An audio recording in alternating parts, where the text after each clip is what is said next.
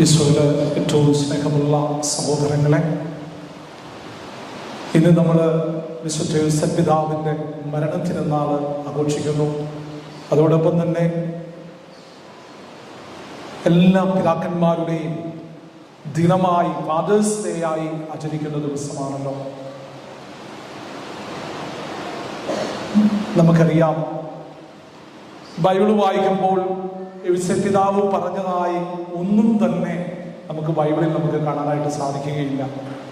പക്ഷേ നമുക്ക് ഓർമ്മ വെച്ച നാൾ മുതൽ തന്നെ യോസേഫ് പിതാവിൻ്റെ നാമധേയമുള്ള ദേവാലയത്തിലും അതുപോലെ തന്നെ ഇതുപോലെ യോസേഫ് പിതാവിൻ്റെ മരണത്തിരുന്നാളിലും ഒത്തിരി കാര്യങ്ങൾ യോസേഫ് പിതാവിനെ കുറിച്ച് നമ്മൾ പറഞ്ഞു കേട്ടിട്ടുണ്ട്.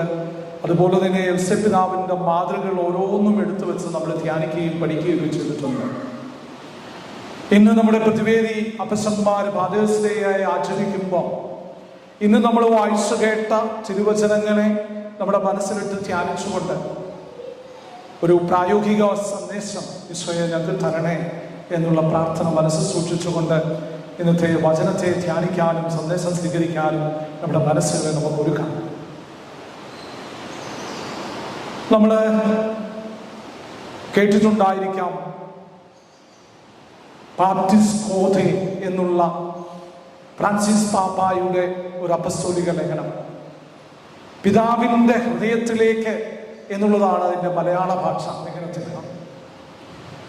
അതിന് പറഞ്ഞിരിക്കുന്ന പ്രധാനപ്പെട്ട കാര്യങ്ങൾ നമ്മൾ കേട്ടിട്ടുള്ള കാര്യങ്ങളാണ്. യോസേഫ് പിതാവ് മധ്യസ്ഥനാണ്, മാർഗദർശിയാണ്, സഹായകനാണ് എന്നുള്ള 3 കാര്യങ്ങളാണ് പ്രധാനപ്പെട്ടതാണെന്ന് പറയുന്നതായ രീതിയിൽ യോസേഫ് പിതാവിനെ പറ്റി നമുക്കതിൽ കാണാനായിട്ട് സാധിക്കുന്നത്.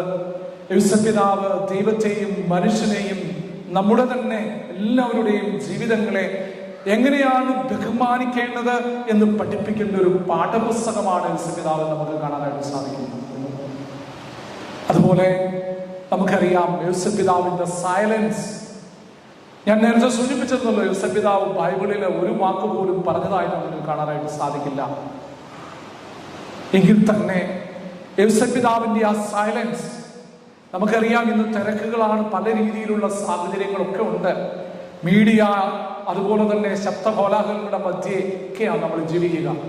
എങ്കിൽ തന്നെ യോസേഫ് പിതാവ് നമുക്ക് പറഞ്ഞു തരുന്ന ഒരു വലിയൊരു സത്യം, ഈ ശബ്ദകോലാഹലങ്ങളും അതുപോലെ തന്നെ മീഡിയകളും നമ്മുടെ മൊബൈൽ ഫോണും ഒക്കെ മാറ്റി വെച്ച് അല്പസമയം ഒന്ന് പിൻവാങ്ങി തമ്പുരാന്റെ സന്നിധിയിൽ ഒന്ന് അല്പസമയം ആയിരിക്കുമ്പോൾ ദൈവിക വെളിപാടുകൾ നമുക്ക് കിട്ടുന്നു, പുത്തൻ ചിന്തകൾ നമുക്ക് കിട്ടുന്നു, പുത്തൻ ഉണർവ് കിട്ടുന്നു. മല പോലെ വരുന്ന പ്രശ്നങ്ങൾ വെള്ളം പോലെ ഇല്ലാതാക്കാനുള്ള കരുത്ത് ലഭിക്കുന്നു. കഴിഞ്ഞ ദിവസം യോസേഫ് പിതാവിനെ കുറിച്ചുള്ള ഒരു ആർട്ടിക്കിൾ വായിച്ചു കഴിഞ്ഞപ്പോൾ വളരെ രസകരമായിട്ടുള്ള ഒരു അനുഭവം അതിൽ എഴുതി വെച്ചിട്ടുണ്ട്. യോസേഫ് പിതാവ് നട്ടലില്ലാത്തവനായിരുന്നു എന്നുള്ളൊരു ചിന്താഗതിയാണ്. എന്തുകൊണ്ടാണ് യോസേഫ് പിതാവ് ഒരു നട്ടലില്ലാത്തവൻ എന്നുള്ള രീതിയിൽ അതിനെ എഴുതി വെച്ചിരിക്കുന്ന ഒരു കാര്യം? അവൻ ആദ്യം അവന്റെ ബുദ്ധി ഉപയോഗിച്ച് പരിശുദ്ധ അമ്മയെ അപമാനിതയാക്കാൻ ഇഷ്ടപ്പെടാകിയാൽ രഹസ്യമായി ഉപേക്ഷിക്കാനായിട്ട് അവൻ തീരുമാനിച്ചു. ആ തീരുമാനം മാറ്റിയ ഒരു തീരുമാനം എടുത്തിട്ട് ആ തീരുമാനം പെട്ടെന്ന് മാറ്റുന്നവനെ സാധാരണ വാക്കുപാലിക്കാത്തവൻ എന്നൊക്കെയുള്ള രീതിയിലാണ് നമ്മൾ പറയുക. നട്ടലില്ലാത്തവനെന്ന്, വാക്കുപാലിക്കാത്തവനെ ഒക്കെ നമ്മൾ ആ രീതിയിലാണ് പറയുക. ആ രീതിയിലാണ് അവിടെ എഴുതി വെച്ചിരിക്കുക. എന്തുകൊണ്ടാണ് യോസേഫ് പിതാവ് ആ വാക്ക് മാറ്റിയത്, അല്ലെങ്കിൽ തിരുത്തിയത് എന്ന് നമുക്ക് കാണാൻ സാധിക്കുമ്പോൾ അതാണ് ഏറ്റവും ഈ പരിശുദ്ധ അല്ലെങ്കിൽ വിശുദ്ധ യോസേഫ് പിതാവിന്റെ തിരുനാളിൽ നമ്മൾ മാതൃകയായി സ്വീകരിക്കേണ്ടത്. അത് മറ്റൊന്നുമല്ല, ആ ക്രിട്ടിക്കൽ സിറ്റുവേഷൻ യോസേഫ് പിതാവ് ഫേസ് ചെയ്തപ്പോൾ യോസേഫ് പിതാവ് ദൈവസന്നിധിയിൽ പോയിരുന്ന് തമ്പുരാനോട് ആലോചന ചോദിച്ചു. അതുകൊണ്ട് ബൈബിളിൽ 4 പ്രാവശ്യം യോസേഫ് പിതാവ് സ്വപ്നം കണ്ടു എന്ന് പറയുക. കാരണം ആ സമയങ്ങളൊക്കെ യോസേഫ് പിതാവിന്റെ ജീവിതത്തിൽ വളരെ ക്രിട്ടിക്കൽ ആയിട്ടുള്ളൊരു സിറ്റുവേഷനാണ്. ഏതെടുക്കണം, ഏത് തീരുമാനിക്കണം എന്നുള്ള ഒരു ക്രിട്ടിക്കൽ സ്റ്റേജ് വന്നപ്പം ദൈവഹിതം അറിയാൻ യോസേഫ് പിതാവ് തമ്പുരാന്റെ തിരുസന്നിധിയിൽ ചെന്നു. തമ്പുരാനോട് ആലോചന ചോദിച്ചു, ദൈവഹിതം ആരാഞ്ഞു. ദൈവം പറഞ്ഞു, ഇത് ദൈവഹിതമാ, നീ സന്തോഷത്തോടെ പരിശുദ്ധ അമ്മയെ നിന്റെ ജീവിത പങ്കാളിയായി സ്വീകരിച്ചോ എന്ന് ഒരു ഉറപ്പ് കിട്ടി. ഞാൻ പറഞ്ഞല്ലോ, ഇന്ന് ഈ തിരുനാൾ ആഘോഷിക്കുമ്പോൾ നമ്മുടെ പിതാക്കന്മാരുടെ തിരുനാളായി നമ്മൾ ഇന്ന് ആഘോഷിക്കുമ്പോൾ എല്ലാ അപ്പന്മാരും അമ്മമാരും നിങ്ങളുടെ ജീവിതത്തിലെ ഏതെങ്കിലും ഒരു ക്രിട്ടിക്കൽ സിറ്റുവേഷൻ ഫേസ് ചെയ്യാതെ നിങ്ങൾ വന്നിട്ടില്ല. തീർച്ചയായും ഇങ്ങനെയുള്ള സിറ്റുവേഷൻ വന്നപ്പം നിങ്ങൾ തമ്പുരാനോട് ആലോചന ചോദിച്ചിട്ടുണ്ട്. അതുകൊണ്ടാ ഇന്ന് എലിസബത്ത് പിതാവിന്റെ തിരുനാൾ ദിവസം നിങ്ങൾ പള്ളിയിൽ വന്ന് പ്രാർത്ഥിക്കുക. എനിക്ക് ഉറപ്പാണ്. അതുകൊണ്ട് ഏതെങ്കിലും രീതിയിൽ മറന്നുപോയ സാഹചര്യങ്ങളാണെങ്കിൽ എൻ്റെ പഠനം, എൻ്റെ ബുദ്ധി, എൻ്റെ ബാങ്ക് ബാലൻസ്, എൻ്റെ ബിസിനസ്, ഞാനെന്നുള്ള സെൽഫ് ഫിനാൻഷ്യൽസ് ഒക്കെ എടുത്ത തീരുമാനങ്ങൾ പക്ഷേ പൊളിഞ്ഞ് പോയ സാഹചര്യങ്ങളാണെങ്കിൽ തന്നെ തമ്പുരാനോട് ആലോചന ചോദിക്കുന്ന എലിസബത്ത് പിതാവിന്റെ സ്വർഗീയ മാതൃക, ആ നല്ല മാതൃക അനുകരിക്കാൻ എലിസബത്ത് പിതാവേ ഇന്നേ ദിവസം എനിക്ക് ശക്തി തരണേ എന്ന് ഉള്ളു തുറന്ന് ആത്മാർത്ഥമായിട്ട് പ്രാർത്ഥിക്കുക. എലിസബത്ത് പിതാവിനെ കുറിച്ച് നമ്മൾ ചിന്തിക്കുമ്പോൾ നമുക്കറിയാം, ദൈവപിതാവ് എലിസബത്ത് പിതാവിനെ തന്റെ പുത്രന്റെ സംരക്ഷകനായും അതുപോലെ തന്നെ കാവൽക്കാരനായും അതുപോലെ തന്നെ മാർഗദർശിയുമായിട്ട് ദൈവപിതാവ് എലിസബത്ത് പിതാവിനെ നിയമിച്ചെങ്കിൽ എന്തുമാത്രം തന്റെ ഇടമാ സ്വർഗീയ പിതാവ് എലിസബത്ത് പിതാവിനിൽ ആഗ്രഹിച്ചത്. കാരണം തന്റെ പുത്രന്റെ സംരക്ഷകൻ, വളർത്തു പിതാവ്, മാർഗദർശി, അത്രമാത്രം വിശ്വാസമാണ് എലിസബത്ത് പിതാവിൽ സ്വർഗീയ പിതാവ് അർപ്പിച്ചത്. എങ്കിൽ എനിക്ക് തോന്നുന്നത് വെറും മനുഷ്യരായി, വെറും നമ്മളൊന്നുമില്ലാത്തൊരവസ്ഥയാണ് നമ്മൾ നാളെ അല്ലെങ്കിൽ അടുത്ത നിമിഷം ജീവിക്കുവോ മരിക്കുവോ എന്ന് പോലും അറിയില്ലാത്ത നമുക്ക്, എനിക്ക് തോന്നുന്നു എലിസബത്ത് പിതാവ് നമ്മുടെ ഈശോയുടെ വളർത്തു പിതാവായിരുന്നതുപോലെ, മാർഗദർശിയായിരുന്നതുപോലെ, വഴികാട്ടിയായിരുന്നതുപോലെ എലിസബത്ത് പിതാവിൽ നമുക്ക് ആശ്രയിക്കാം. കാരണം പിതാവിന്റെ ഹൃദയത്തിലൂടെ പാർട്ടീസ് കോതെ എന്നുള്ള ആ ഇടയലേഖനം മാർപ്പാപ്പ എഴുതിയപ്പം പ്രത്യേകിച്ച് ഈ കാര്യങ്ങളാകാം മാർപ്പാപ്പയുടെ മനസ്സിലുള്ളത്. കാരണം എലിസബത്ത് പിതാവിനെ നിങ്ങളെ വഴികാട്ടിയായി, മാതൃകയായി, സംരക്ഷകനായി സ്വീകരിച്ചോ.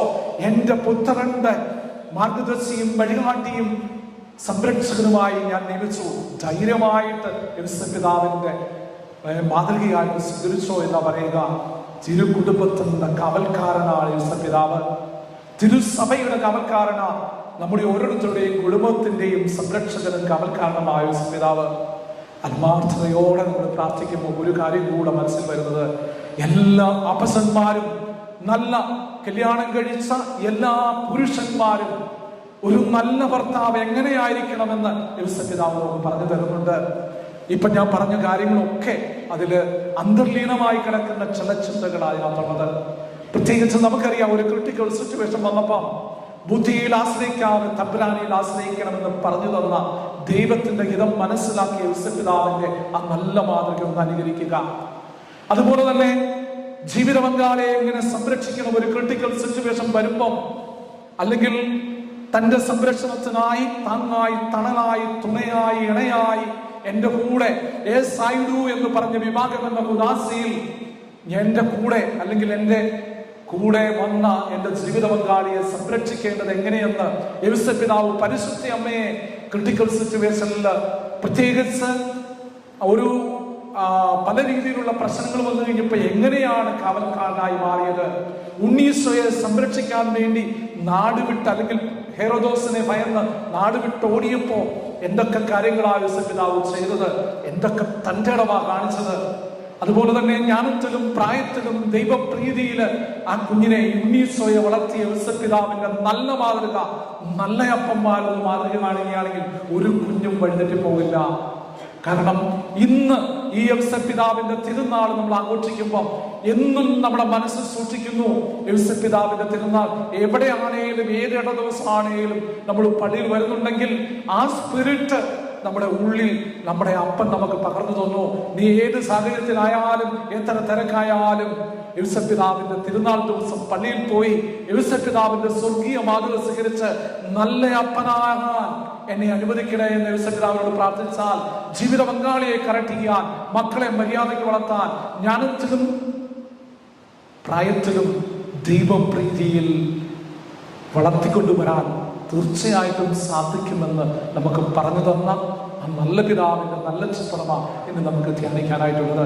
അതുകൊണ്ട് ഏറ്റവും സന്തോഷത്തോടെ എലിസബത്ത് പിതാവിന്റെ മരണത്തിൽ നാൾ നമ്മൾ ആചരിക്കുമ്പോൾ എല്ലാ അപ്പന്മാരുടെയും തിരുനാൾ നമ്മൾ ആചരിക്കുമ്പോൾ യേശുപിതാവിനെ ഇപ്പൊ ഈ പറഞ്ഞ ഈ 3-4 കാര്യങ്ങളെയും എൻ്റെ ജീവിതത്തിൽ പ്രാവർത്തികമാക്കാൻ ഈശോയെ കൃപ തരണേ എന്ന് പ്രാർത്ഥിക്കുമ്പോൾ, ഇന്ന് യേശുപിതാവിൻ്റെ അടുത്ത് വന്ന് പ്രത്യേകം പ്രാർത്ഥിക്കുമ്പോൾ മനസ്സിൽ എൻ്റെ വീട്ടിലെ ഏതെങ്കിലും തരത്തിൽ പ്രശ്നങ്ങളുണ്ടെങ്കിൽ, ഞാൻ ശ്രദ്ധിക്കാതെ പോയ ഏതെങ്കിലും മേഖലകളുണ്ടെങ്കിൽ, ഈ യേശുപിതാവ് നമുക്ക് കാട്ടിത്തന്ന നല്ല മാതൃക നമ്മുടെ ജീവിതത്തിൽ പ്രാവർത്തികമാക്കാൻ ഈശോയെ കൃപയായിരിക്കണമേ എന്ന് പ്രാർത്ഥിക്കാം.